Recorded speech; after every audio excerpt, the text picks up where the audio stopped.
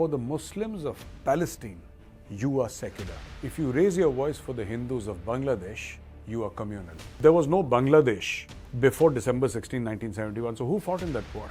It was essentially Mukti, Bahini and Mukti Jodha. This entire conspiracy, and I'm not saying Sheikh Hasina, right, is somebody who is absolutely clean. Everything now relates to the 1971 war, and it's very surprising. Who are the people, or who were the people rather, who were being given reservations? Removing all signs that have anything to do with the liberation war of 1971. That is what they're doing. With the houses being looted. Why this outrage against Hindus? What have Hindus done? Jai Hind friends, I'm Major Gaurav Arya and you're watching the Chanakya Dialogues English. Like this video, subscribe to our channel and don't forget to press the bell icon. Friends, before I start, I'd like to tell you that you spoke and we listened and we heard your voice. And tomorrow, we are going to release our first podcast. You had asked us, and even in the live sessions, you had mentioned that you wanted us to do podcasts. So we have started it, we've already recorded it, and this was recorded today. Tomorrow, we are going to release our podcast, and I hope you like it. Do give us your feedback. Today, as far as this particular video is concerned, my friends, I'm going to speak on an emotional topic. And I think this needs to be spoken about because while our media is mentioning it, there is always this lobby in India or this narrative in India.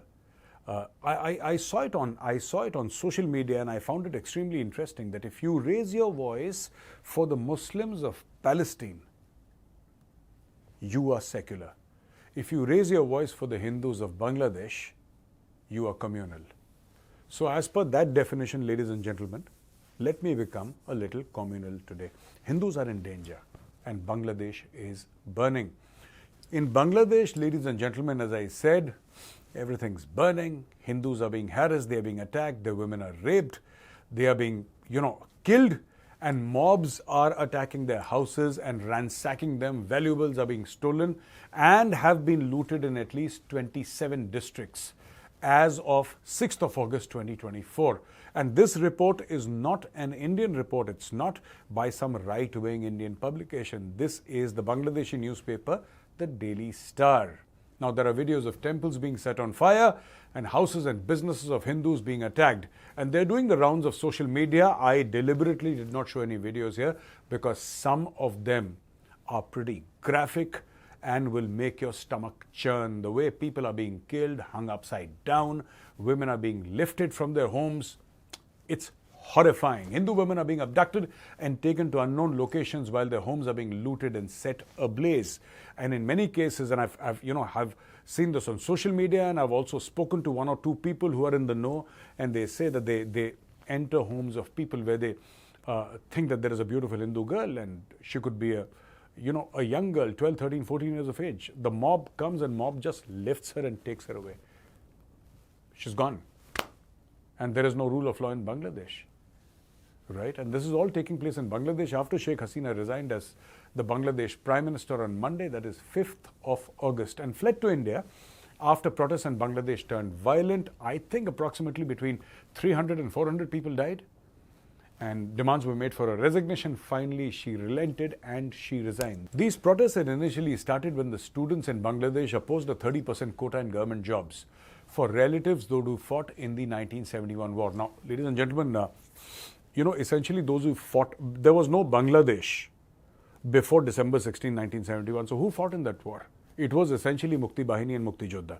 So these were the people who were working elsewhere. Some were professors in college, some were teachers, some were shopkeepers, and they had all these sundry professions. And they got together because under the banner of Bangabandhu, right?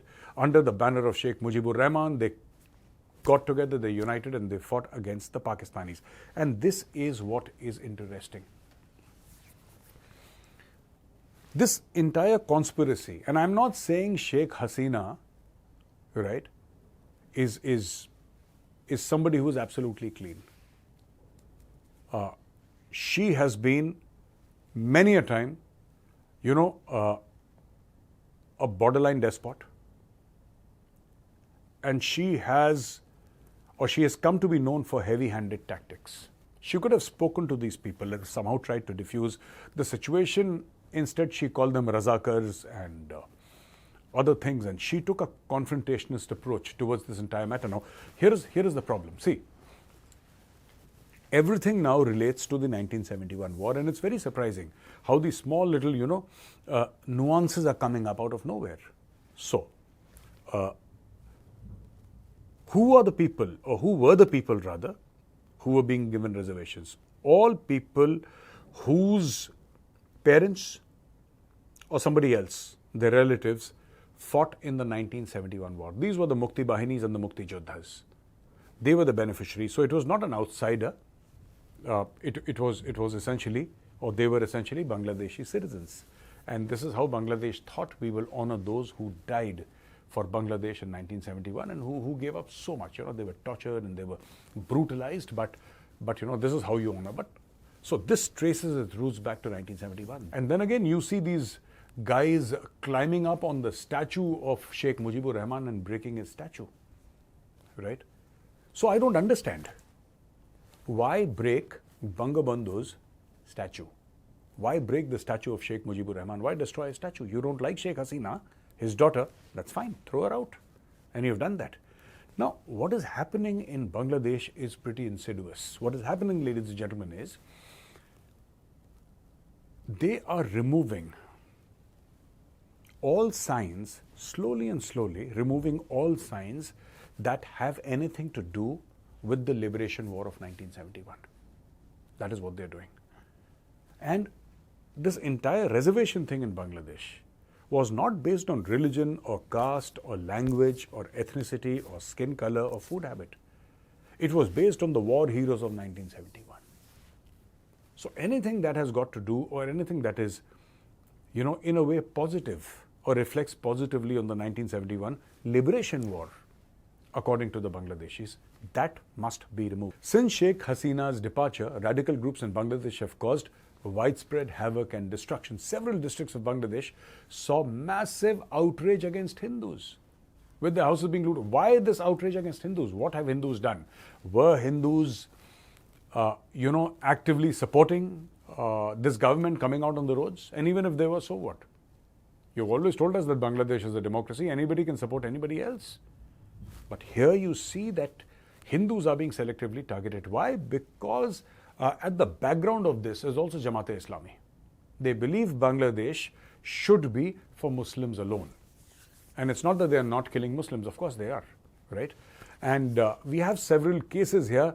Lal Monir Hat Sadar Ubzila, in which radicals vandalized and plundered the house of one Pradeep Chandra Roy, secretary of Lal Monir Hat Puja Udjapan Parishad. Homes of 4 Hindu families are vandalized and looted in Chandrapur village in district Kaliganj Ubzila. An ISKCON temple in Meherpur in Khulna division was vandalized and set on fire.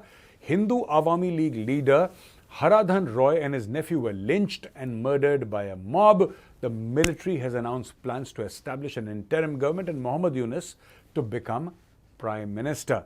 Now, as far as India is concerned, Foreign Minister S. Jaishankar, briefing the Parliament, said India was closely following the situation and remained deeply concerned about the well-being of the minorities till law and order was restored in Bangladesh. For Hindus in India, it's a huge, huge wake-up call, because you need to wake up. You think you're happy here, you think you're safe here. But the problem is, Hindus everywhere, whether it is Afghanistan, whether it's Pakistan or Bangladesh, Hindus are suffering everywhere. And ladies and gentlemen, India is the natural home of Hindus. As I said before, I read this in social media, that if you speak for the Muslims in Palestine, you are secular. But if you speak for the Hindus in Bangladesh, you become communal. Today, just for the Hindus in Bangladesh, I said, I have no problem being called communal. Let's raise our voice for Hindus in Bangladesh. Jai Hind, Vande Mataram, Bharat Mata ki Jai.